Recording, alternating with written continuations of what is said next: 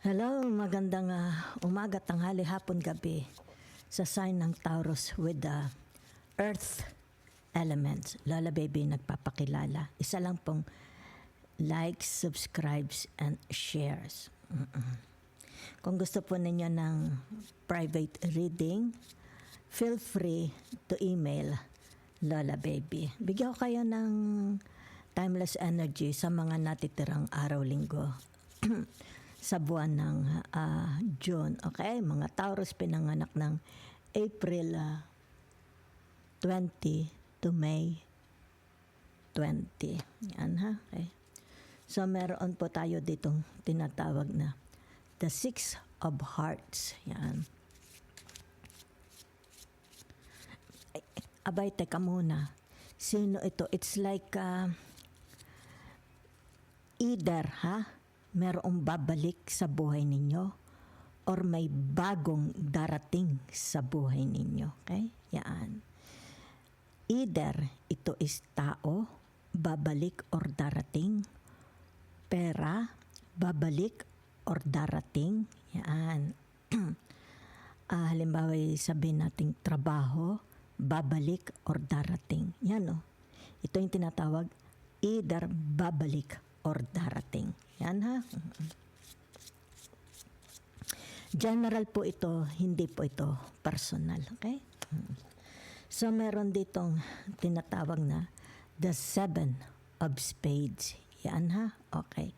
So ibig sabihin, ang aking vibration here is kung ito'y mga excess ninyo from the past, either ito'y babalik sa inyo. Kung ito naman is tinatawag mga may gusto, o kaya halimbawa sabihin na nating mga nagkakagusto sa inyo, may mga admirers, siguro may mga admirers kayo, ibig sabihin nito, darating. Yan ha, gusto nilang magkaroon ng tinatawag na relationship, mag-build ng relationship sa inyo. Okay? So it's either ito'y maaring merong darating na wealth, kayamanan, gains, okay? Sa inyo. Ito kasi, yan ha, maybe sabihin na nating merong gains sa trabaho, di ba? Maybe you will receive a commission, you will receive a percentage, di ba? You will receive a recognition. Okay? Yan, dito, it's more about winning. Win-win dito sa Seven of Spades to the Six of Hearts. Yan ha.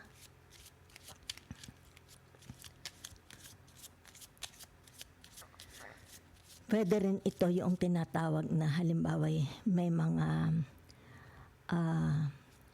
hinahabol kayo. Something like that, di ba? May nakikita lang ako halimbawa sabihin natin mga infidelity, di ba?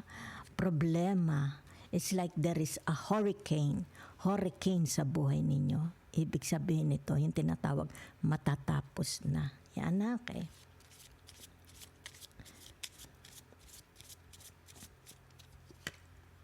So, naririto ulit ang tinatawag na the Four of Spades. So, ibig sabihin nito, yung tinatawag magkakaroon dito ng action. Okay? Para ito is yung tinatawag magmaterialize. Kung ano man itong darating or tinatawag na bagong, sandali ha, darating na bago or magbabalik. Yan ha. May action. Ibig sabihin nito, you will receive manifesting ha, you will receive a call or email or sabihin natin personally pupunta ito sa inyo. Okay? So, kung ito halimbawa pera, it's like, ang nakikita ko dito unexpected. Hindi ninyo inaasahan. It's very, very unexpected. Okay? So, another card. Okay? So, iyan ha. Okay? Kung ano man ito, either there is a travel, okay? Ikaw ang magta-travel or sila ang magta-travel papunta sa inyo, di ba? Either ito ha, dahil ito'y general, hindi ito personal. So if you want a personal private reading, feel free to email me, okay?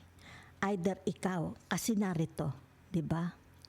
itong tinatawag na the Six of Hearts. Okay? Ibig sabihin nito, ikaw ba ito or sila? Ang nakikita ko, ikaw at sila. Di ba? So, either ikaw ang pupunta, babalik, darating, o kaya tinatawag sa iyo magsisimula ang atraksyon or sa kanila magsisimula ang atraksyon, diba? So either ito'y tinatawag may darating na bago, magandang balita, or magandang whatever, or tao, diba? Materials, trabaho, halimbawa sabihin na natin naghintay ka ng mga results, diba? Pwede rin kung may mga hinihintay kayo, diba? So, either ikaw ang paparoon or sila ang paparoon sa iyo. Maaring personally or tinatawag na by mail, by means of calling, 'di ba? Yan. A message manifesting itong apat na ito, okay? So, at pag sinabi mong the seven of swords, ito yung tinatawag swords, 'di ba? Sa spades, ibig sabihin nito, ito'y may kinalaman kung ano man ito. Kailangan mag-materialize, di ba? Manifesting ito. Ibig sabihin nito yung tinatawag na co-connect, okay? Mag-build, gusto mag-build. So there is a win-win gains, di ba? So gagamit sila halimbawa, you will be informed by email, by calls. Yan o, an action. Narito na, okay? So maaari nakikita ko dito yung mga excess or bagong pag-ibig, or sabihin na natin merong windfalls of money, materials, di ba? Yan. Or sabihin na natin, maganda ito. Okay? The seven of spades. Yan, okay? So dito sa tinatawag, the four of spades. Okay? Ibig sabihin nito, relationship. Yan, ha? So it has, narito yung tinatawag action. Action na ito, okay? So either ito'y galing sa trabaho, either ito'y galing sa from group of people, either ito'y galing sa isang relationship. Kung ano man itong relationship ninyo, kanino kayo may relationship. Tingnan natin ang the Six of Hearts. Okay, yan ha. So ibig sabihin nito, yung tinatawag, meron dito tao, nagbago na siya, okay? So, ang nakikita ko dito is meron siyang energy ng the Eight of Swords. Yan ha. The Aquarius, Gemini, Libra. Nagbago na siya. So, ibig sabihin nare-reach out ito. Diba? Or meron dito yung tinatawag na it's more about people na nakikita ko. Maharito yung mga excess ninyo. Diba? Yan. So, yan na nakikita ko ha. So, ibig sabihin nito, tinatawag na the Fool to the seven of spades. So, ibig sabihin nito, kung sino itong babalik sa inyo, ang nakikita ko'y babalik ito sa inyo. So, ito'y maaring dating naging asawa mo from past lives. Yan, oh.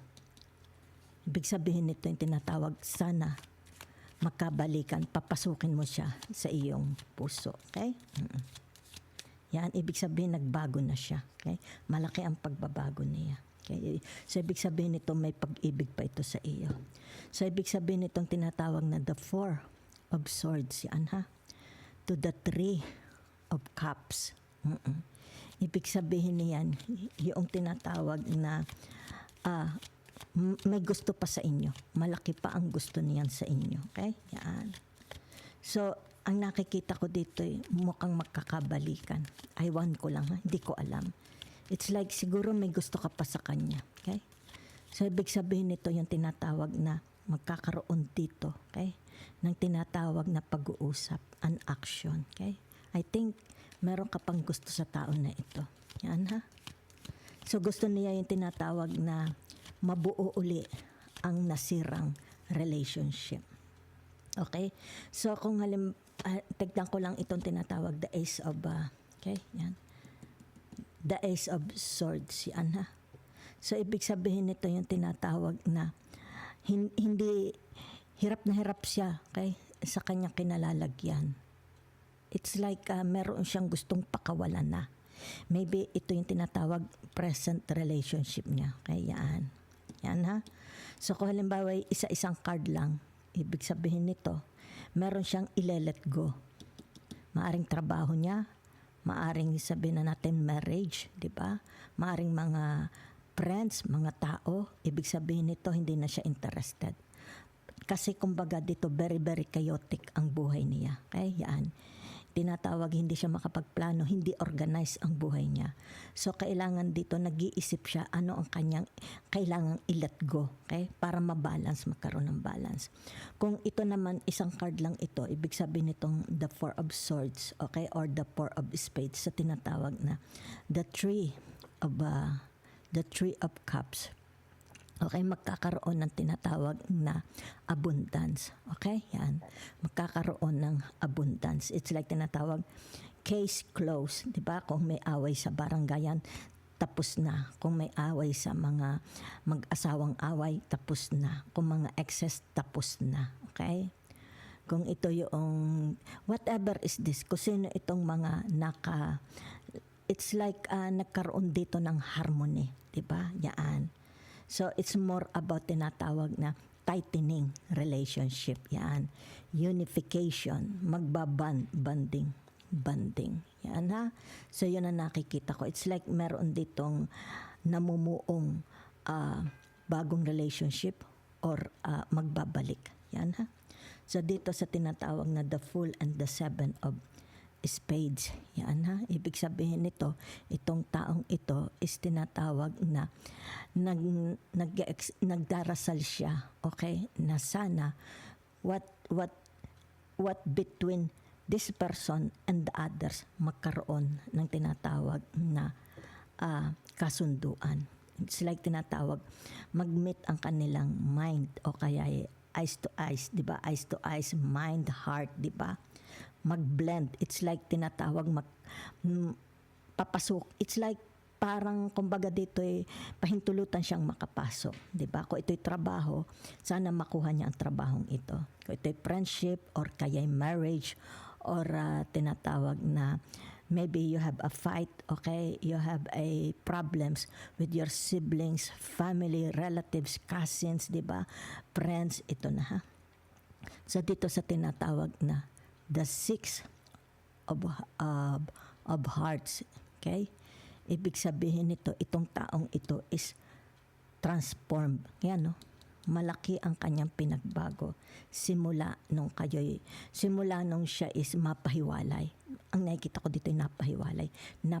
Napakalaking transformation ang nangyari sa kanya. So expect a mail or tawag or a message, okay? This week, ang nakikita ko, it's tinatawag ngayon, bago matapos or susunod na buwan. Kung sino ito, kokontak sa inyo. Either ito'y babalik or may bagong darating. Okay? Maring excess or tagahanga, gustong manligaw or gustong mag-build ng relationship sa inyo. Or ito'y in the form of money, materials, family reunion, di ba? Friends reunion. So, ibig sabihin itong taong ito is tinatawag na nahihirapan siya sa buhay niya. Meron siyang kailangang i-let go at gusto niyang tinatawag na it's like anong tawag dito? Mag-communicate uli sa inyo. Okay? Yan. Kumbaga dito yung tinatawag, gusto niya papasukin mo siya sa buhay niya. Okay? Dahil meron siyang i-let go dito. Either house, pag-ibig, materials, kapartner, di ba? Friends, whatever.